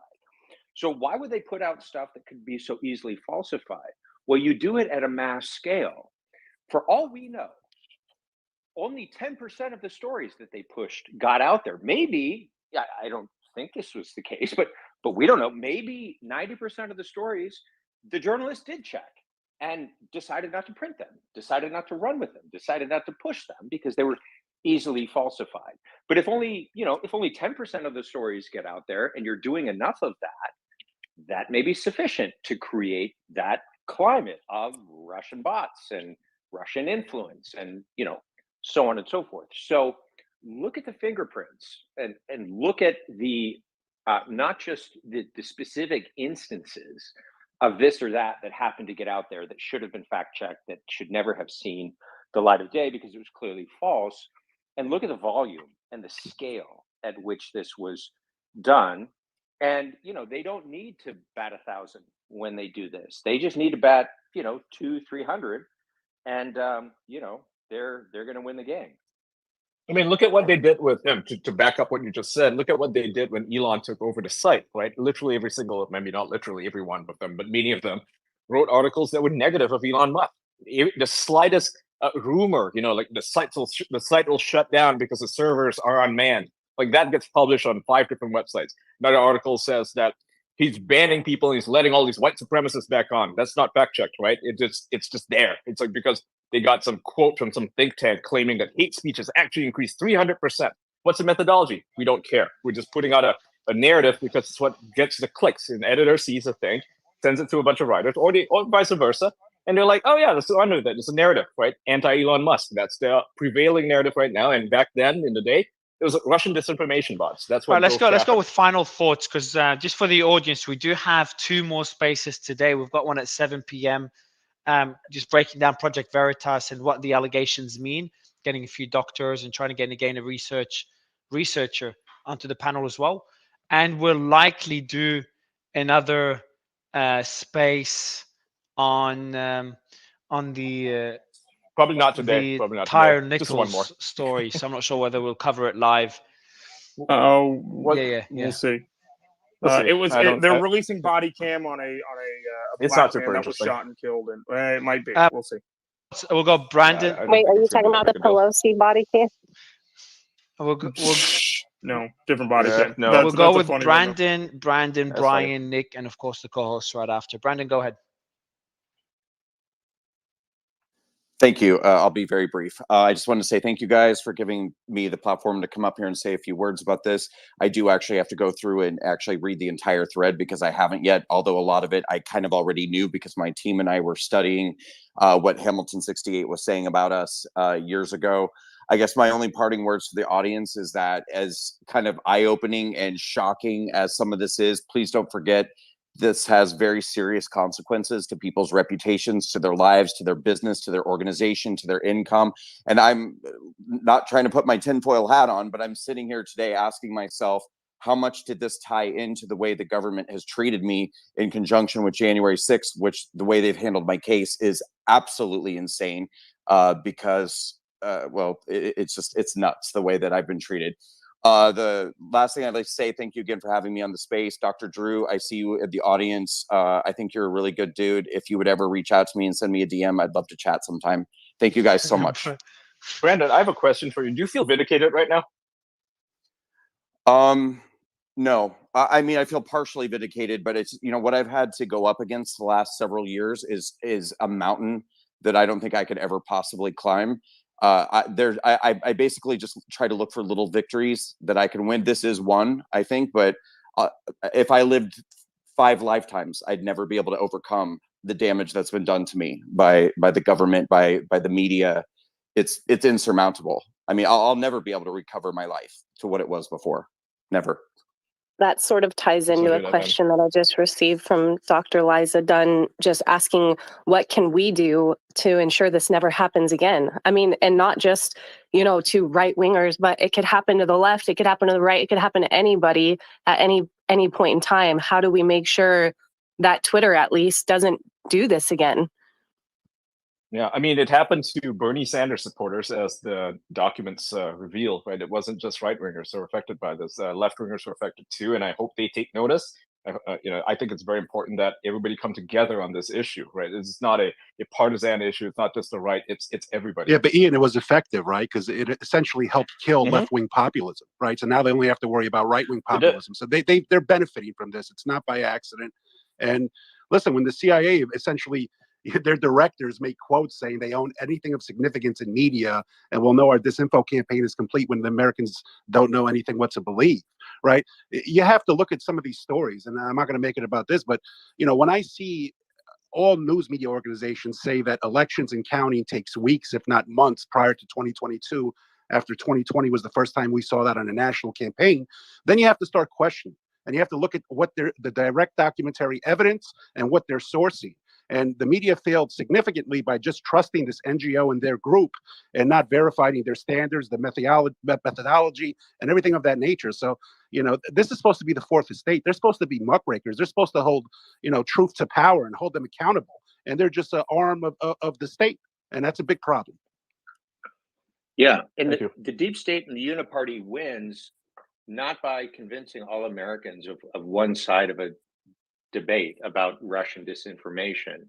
The purpose of this propaganda campaign was not to convince all Americans that Russia was interfering. It was to create confusion. And we could see that confusion in this conversation. We can see that you know, more questions than answers are created by the release of today's Twitter file. And if they can create confusion, if they can create division, and if they can, you know, wield the sword that destroys people one at a time and makes a public example of them, if they stand up and ask inconvenient questions, then that achieves their purpose every bit as much as convincing the American people of, you know, this or that untruth or this or that lie. Yeah, and I think that in closing, I would say that Hamilton 68, they didn't do it. I don't agree with what they did. I think that creating a list of people based on data that you don't make public is irresponsible. But at the same time, there are Russian influence campaigns on social media. It's proven. There's been indictments. There's been 13 indictments in 2018. They're coming from other countries as well. So it's not just a Russian. Did you read the NYU study regarding Russian influence in the 2016 election? Yes, I did. Okay, and what did they find? They said it was minimal at best. There's evidence that that Russia is trying to influence the elections, influence American politics That on is social not what media, it found. including I'll pin it up top. Twitter, and other countries are as well. There's evidence of that. If they are trying to influence elections, that's one thing. But whether or not they are actually making any sort of impact and is it was different. found that they actually had no impact on the 2016 election, and that's important to note. But I'm just saying, when you're out there on social media, realize that other nations are having influence campaigns illegally, and just note that. Nick. Yeah, but Jim, give us resources Jim. Let's that were put into shutting Jim, down people. Jim, yeah, let's final thoughts, Jim, on the drop. You and Nick, and then we'll go to the co-hosts. Yeah, well, I just think that, as I said before, I think that we're looking right now at an era in American politics where those intent upon shutting down certain voices for the benefit of other voices, whatever they may be and how narrowly focused or broadly focused they may be, they're able to do it. They're able to do that still on our social media platforms. Twitter is a small part of a whole. Facebook and Google are not being taken into account for the things that they're still doing. And the media itself, as we also found out in this thing, is terribly biased in a way that they're not even reporting any of this. We have a serious time right now in this country, and we're going to have to face this up in a way, or else we might not be able to recover it. I mean, this is a problematic situation. The government is still adept at doing these things that we're reading about in the files, and in a sense, they possibly don't care so much because the revelation's not getting anywhere. It's not getting broad coverage. It's definitely a lot of people are hearing it, and it's very concerning, but it is not dominating what we're talking about right now. And that's concerning because the American people need to push back on this big so that we may maintain our freedom. And I say that not just for the benefit of people like me who fall typically on the right-hand side of the spectrum. This can be used against everybody. We see in some cases it has been. And that is a serious threat to our freedoms in this country. And candidly, it's a serious threat to freedom all over the world because these same methodologies can be used to meddle in other countries. Where do you think they perfected it? I mean, transparency without accountability at this point is meaningless. Nick, final thoughts? And then, by the way, I brought you up, Rick. Sure. Rick, I know I brought you up. We're going to DM you and organize a space where we bring you up to discuss the messages you've sent me.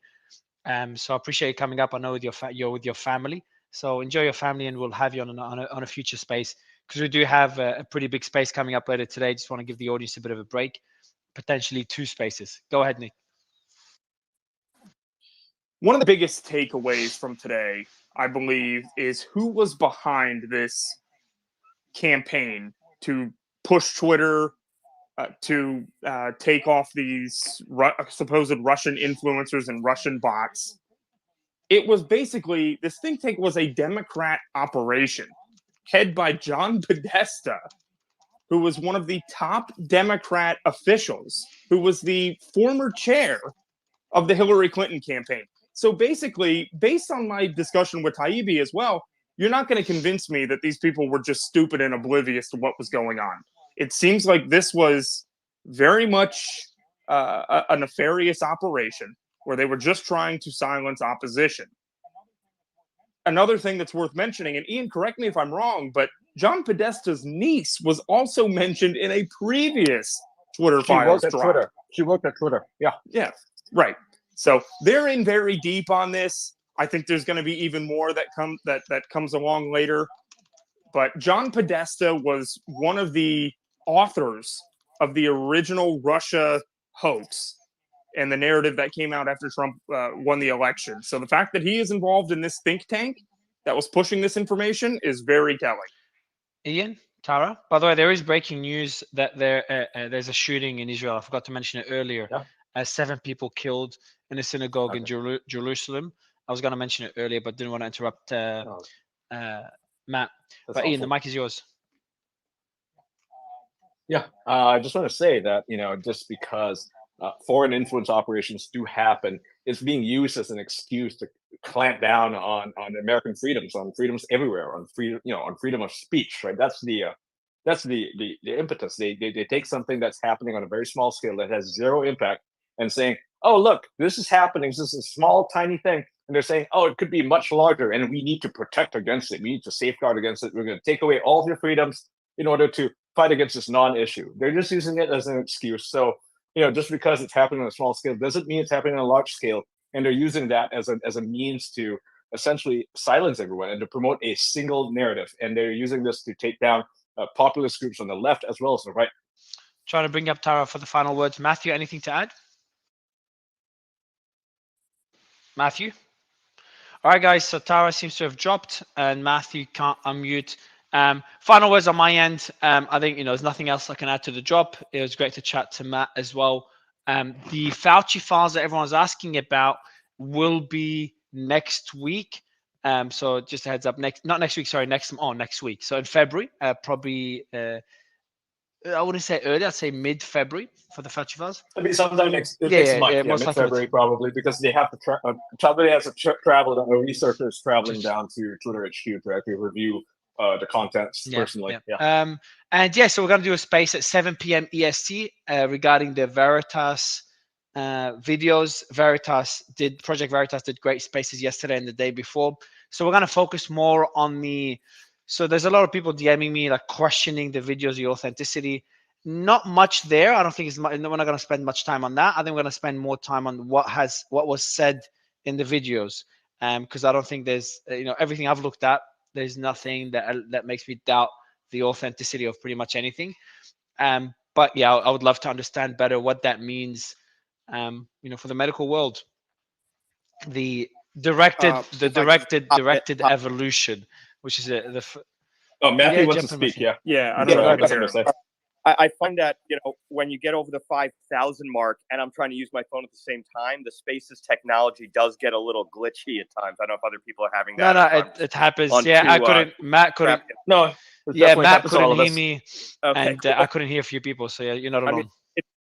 It's a powerful forum and medium to just crowdsourcing engagement, ideas and discussion and debate. So it's great, but there are a few glitches that in its scaling process, I think our friends over in San Francisco need to work on. Just to, heads up on the spaces that I know you guys are organizing shortly. We're going to have some other PV people on. I'm going to be on. And I definitely do not want to, belabor the point on the veracity, because we've literally probably spent now about 15 or 18 hours between the two spaces you guys hosted and the two spaces we at PV directly hosted, talking about this and probability adjusting it. And by the way, still not a single word from Pfizer, the FDA, the CDC, the NIH, American Hospital Association, Center for Medicare and Medicaid Services, not a word. I think that also increases the acceptance, the probability of this is very accurate, because if there's anything fallacious in it, they would be on it like white on rice. So I'm looking forward to this upcoming Twitter space, and good job, Mario and Jim and Nick, for the things you guys are doing on a daily basis. I mean, you're bringing truth and Veritas to the Vulgate, as St. Jerome said, which is a beautiful thing. Thank you, Matthew. And